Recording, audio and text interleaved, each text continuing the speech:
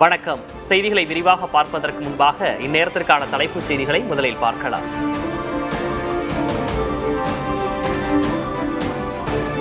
புற்றுநோய்க்கான தடுப்பூசியை உருவாக்கியது ரஷ்யா.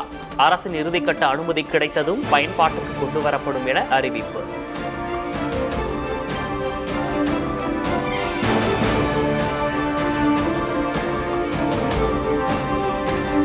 பதவியேற்ற ஓராண்டுக்குள் ராஜினாமா செய்தார் ஜப்பான் பிரதமர் இஷிபா. நாடாளுமன்ற தேர்தலில் ஆளுங்கட்சிக்கு ஏற்பட்ட தோல்வியால் ஏற்பட்ட நெருக்கடியை தொடர்ந்து முடிவு.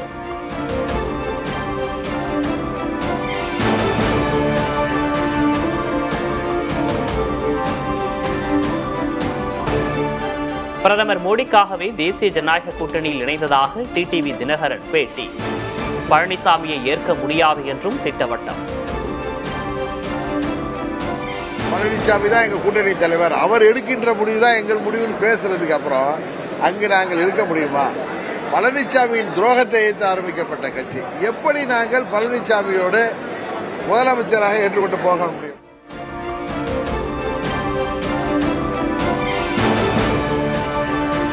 நயினார் உள்ளொன்று வைத்து வெளியொன்று பேசுகிறார் என டிடிவி தினகரன் விமர்சனம். பழனிசாமி தான் முதல்வர் என்று அமித்ஷா கூறவில்லை என்றும் விளக்கம். நயினார் நாகேந்திரன் திட்டமிட்டே நாங்கள் வெளியேற வேண்டும் என்று செயல்பட்டிருக்கிறார். அதனாலதான் நேற்று அவர் பேசிய பேட்டியில நாங்கள் பேச தயார், ஓபிஎஸ் டிவி நாங்கள் வெளியேறதுக்கு முக்கிய காரணமே அவருடைய செயல்பாடுகள், அவருடைய மனநிலை. அமித்ஷா அவர்கள் சொன்னது, அவர் பேட்டியில சொன்னது அதிமுகவை சேர்ந்த ஒருவர் சொன்னார். அதான் சொன்ன, அமித்ஷா அவர்கள் அறிவிக்கின்ற வேட்பாளரை நான் ஏற்றுக்கொள்ளும் பட்சத்தில், நாங்கள் ஏற்றுக்கொள்ளும் பட்சத்தில் தான் அறிவிப்போம். நான் கிளியரா சொல்லியிருக்கேன்.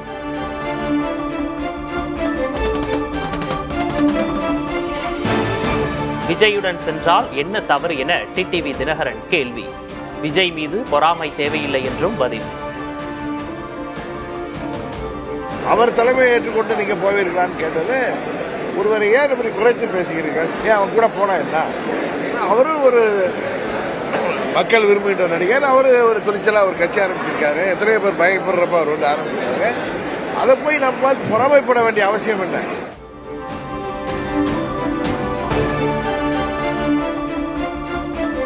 தேசிய ஜனநாயக கூட்டணியிலிருந்து அமமுக வெளியேற தாம் காரணம் இல்லை என நயினார் நாகேந்திரன் விளக்கம். டிடிவி தினகரனின் குற்றச்சாட்டுகளுக்கு நயினார் மீண்டும் மறுப்பு.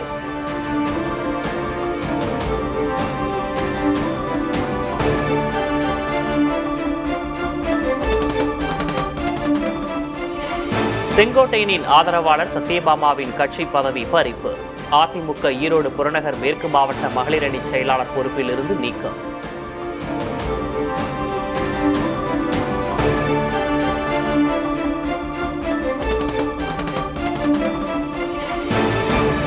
அதிமுக பதவிகளில் இருந்து விலகும் செங்கோட்டையன் ஆதரவாளர்கள். ராஜினாமா செய்வதாக 1000க்கும் அதிகமானோர் தலைமைக்கு கடிதம்.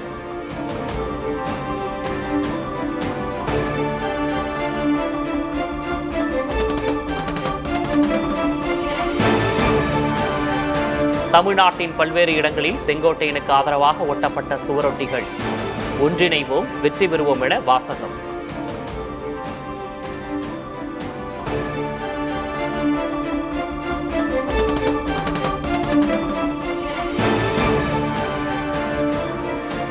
செங்கோட்டையனை உறுதியாக சந்திக்க உள்ளதாக முன்னாள் முதல்வர் ஓ பன்னீர்செல்வம் பேட்டி.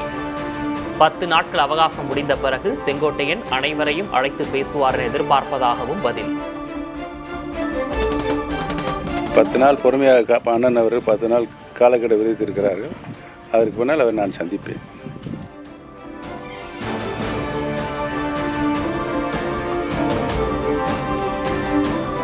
சசிகலாவுடன் சிங்காநல்லூர் அதிமுக முன்னாள் எம்எல்ஏ சின்னசாமி சந்திப்பு. நல்லதே நடக்கும் என சசிகலா கூறியதாக தகவல்.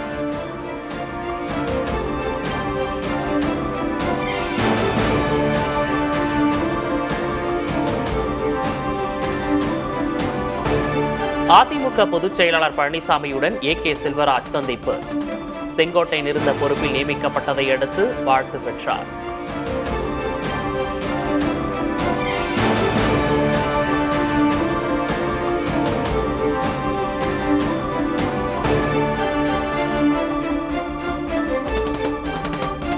சிறந்த உட்கட்டமைப்பு, திறமையான இளைஞர்கள், அமைதியான சூழலால் தமிழ்நாட்டில் முதலீடுகள் குவிகின்றன. வெளிநாடு வாழ் தமிழர்கள் ஒவ்வொருவரும் தமிழகத்தின் தூதர்கள்தான் என்றும் முதல்வர் ஸ்டாலின் பெருமிதம். சிறந்த உட்கட்டமைப்பு, திறமையான இளைஞர்கள், அமைதியான சூழல், இதனால தான் தமிழ்நாட்டில் முதலீடுகள் குவியுது. தமிழ்நாட்டோட வளர்ச்சிக்கு காரணமாக இருக்கிற நீங்கள் எல்லோரும் தமிழ்நாட்டோட அன்அபிஷியல் அம்பாசிடர்ஸ்.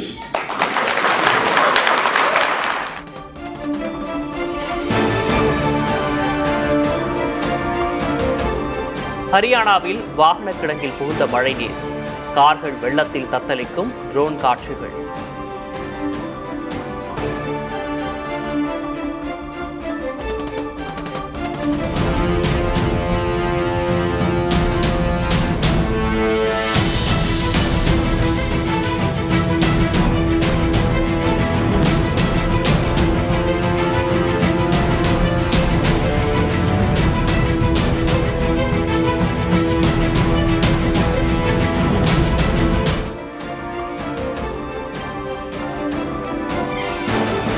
குஜராத்தில் உள்ள சபர்மதி ஆற்றில் வெள்ளப்பெருக்கு, தண்ணீரில் தத்தளித்த 9 பேரை மீட்டது மாநில பேரிடர் மீட்புக் குழு.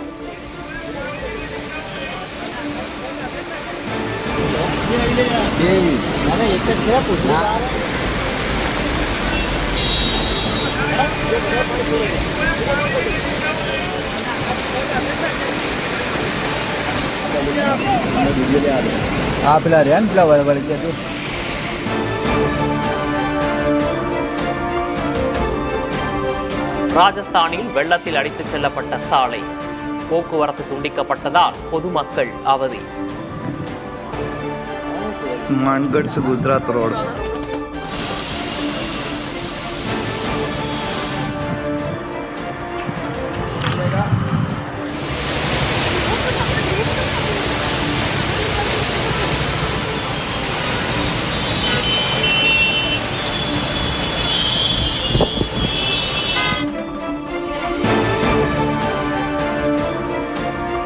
பஞ்சாபில் கனமழையால் குடியிருப்புகளை சூழ்ந்த வெள்ளம், மார்பளவு தேங்கிய நீரில் நீச்சலடித்து சென்ற மக்கள்.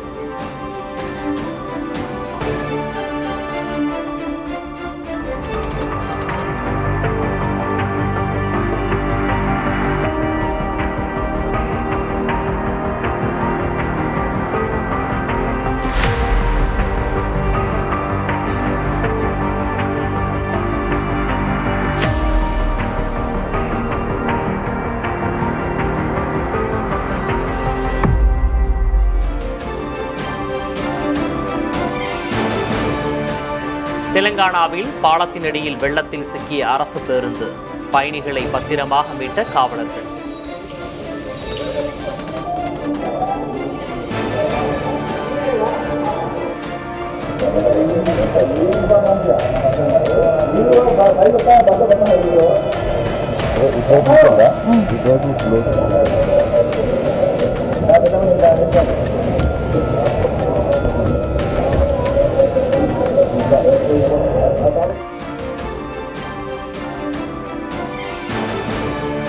தமிழகத்தில் 12 மாவட்டங்களுக்கு கனமழை எச்சரிக்கை. காவிரி படுகை மற்றும் வட மாவட்டங்களில் இன்று கனமழை.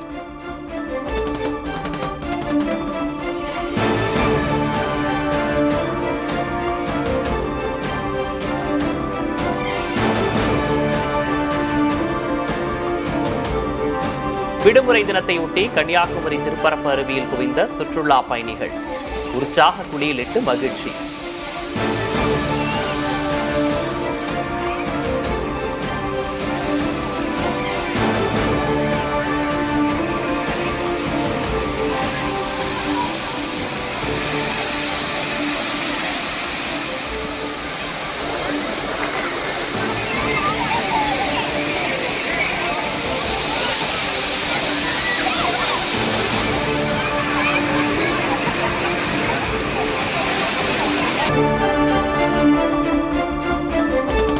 திருவண்ணாமலையில் கிரிவலம் முடித்து சொந்த ஊர் செல்ல ரயில் நிலையத்தில் குவிந்த பக்தர்கள், ரயில்களில் ஏற முண்டியடித்துச் சென்றதால் கூட்ட நெரிசலில் சிக்கிய பக்தர்கள்.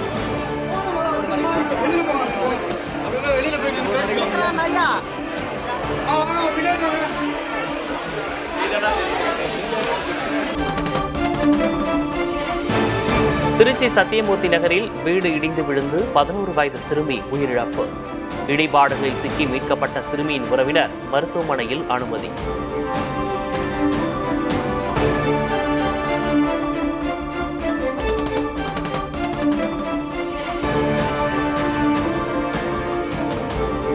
கேரளாவிலிருந்து ஆஸ்திரேலியாவுக்கு மல்லிகைப்பூவுடன் பயணித்த நடிகை நவ்யா நாயருக்கு 1.25 லட்சம் ரூபாய் அபராதம். விதிகளை மீறி பூவை எடுத்துச் சென்றதால் ஆஸ்திரேலிய அதிகாரிகள் நடவடிக்கை.